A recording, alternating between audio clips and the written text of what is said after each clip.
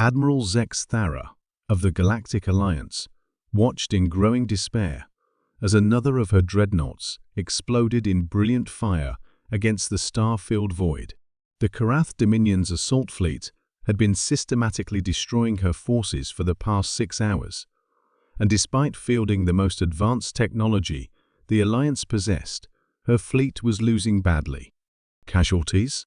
she asked grimly, her forearms working frantically at the tactical displays aboard her flagship, the Unity's Hope.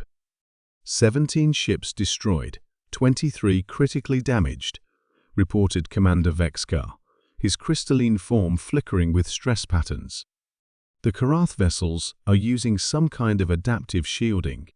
Our plasma cannons and quantum torpedoes are barely scratching them." Admiral Zex Thara's mandibles clicked in frustration. The Karath Dominion had been expanding aggressively through this sector for months, conquering Alliance worlds with seemingly unstoppable technology. Their ships were massive, dark constructs that absorbed energy weapons and reflected particle beams. Worse, they appeared to learn from each engagement, adapting their defenses in real time. "Sir," Communications Officer Thexara announced, "we're receiving a priority transmission from Centauri Command." "Reinforcements?" Zex Thara asked hopefully. "Not exactly, sir. They're sending." "The humans?" A collective silence fell across the bridge. The Human-Terran Federation had only been members of the Galactic Alliance for 18 months, and their military contributions had been minimal. A few outdated cruisers and some auxiliary vessels that most Alliance commanders considered more liability than assets. "How many ships?" Zex Thara asked, trying to hide her disappointment. 12 vessels, sir. ET of 14 minutes. Admiral Zex Thara looked at her tactical display, where 47 Karath warships continued their methodical destruction of Alliance forces. 12 human ships against an enemy that had already proven capable of defeating the galaxy's finest military technology. "Transmit a warning to the human fleet," she ordered. "Advise them that the Karath possess adaptive defensive systems and recommend they maintain maximum distance." The reply came back almost immediately. "Acknowledged. Alliance Command. Human Fleet Admiral Chen sends her regards and requests all Alliance vessels withdraw to minimum safe distance. We'll handle the Karath." Vexkar's stress patterns intensified. "Sir, they want us to withdraw." 12 primitive human vessels against 47 Karath dreadnoughts. Before Admiral Zex Thara could respond, her sensors detected the familiar distortion patterns of ships dropping out of hyperspace. What emerged from the quantum foam wasn't what anyone expected. The human vessels were unlike anything the Alliance had ever seen. Where other species built their warships for intimidation or display, the human ships were purely functional, sleek, dark constructs that seemed to bend light around their hulls. They moved with a fluid precision that suggested artificial intelligence integration at levels that most species considered impossible. "Admiral," Thexara reported, her voice filled with confusion, "the human ships aren't showing up properly on our sensors. I'm detecting mass signatures, but their technological profiles are strange." Fleet Admiral Chen's voice crackled over the communications array. "Alliance vessels. This is Admiral Chen aboard the TFS Prometheus. We're assuming combat authority for this engagement. Please maintain your distance and observe." What happened next redefined the Alliance's understanding of warfare. The human fleet didn't announce their presence with aggressive maneuvers or intimidating formations. Instead, they simply appeared behind the Karath formation as if they had materialized from empty space. Advanced stealth technology that had been theoretical for most species was apparently standard equipment for human military vessels. "Engaging enemy targets," Admiral Chen announced calmly. The first Karath dreadnoughts simply ceased to exist. Not destroyed in the traditional sense, there was no explosion, no debris field, no energy discharge.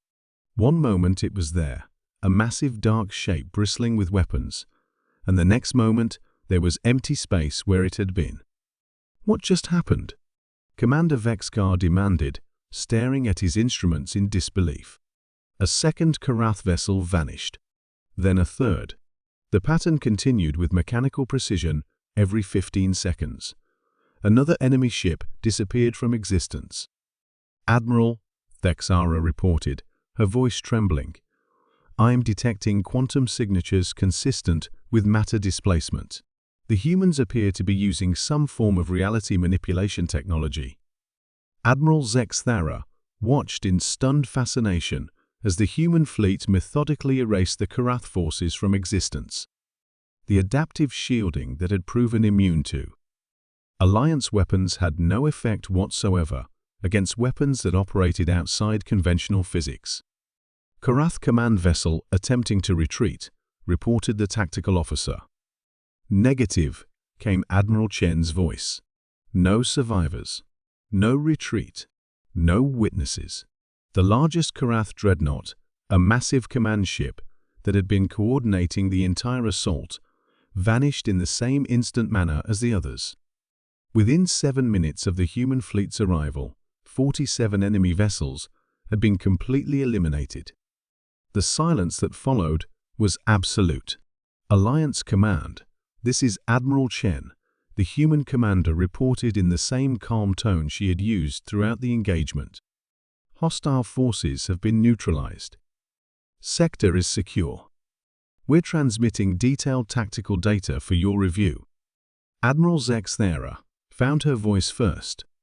"Admiral Chen, what kind of weapons did you just deploy?" "Quantum disruptors," Chen replied matter-of-factly.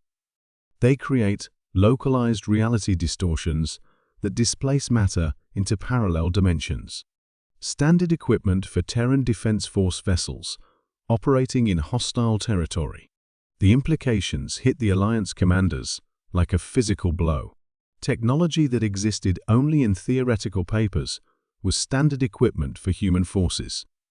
"Admiral," Vexkar whispered, "our intelligence reports indicated that human technology was primitive, barely spaceflight capable." Admiral Chen's laugh carried clearly over the comm. "Commander, you've been observing our civilian vessels and outdated export models. The Terran Defense Force operates on different technological principles entirely, but the quantum physics alone." Admiral Zexthara began. "Humans have been manipulating quantum mechanics for over a century," Chen interrupted. "We just don't advertise our capabilities. In our experience, it's better to be underestimated." As the human fleet prepared to depart, Admiral Zexthara asked the question that would reshape galactic politics. "Admiral Chen, exactly how advanced is human military technology?" "Advanced enough," Chen replied. "Admiral, the Terran Federation values our alliance membership. We consider your enemies to be our enemies, and your security to be our responsibility. The Karath will not trouble this sector again." As the human ships vanished back into hyperspace, with the same casual efficiency they had demonstrated in combat, Admiral Zexthara realized that the galaxy's understanding of humanity needed immediate revision. "Sir," Commander Vexkar said quietly, "should we inform Alliance Command about what we witnessed?" Admiral Zexthara looked at the empty space where 47 enemy vessels had existed just minutes earlier. "Commander, I don't think anyone would believe us." The war against the Karath Dominion officially ended that day. Not through negotiation, not through gradual military victory, but because one human fleet had demonstrated that some problems could be solved permanently in under 10 minutes. The galaxy would never look at humanity the same way again.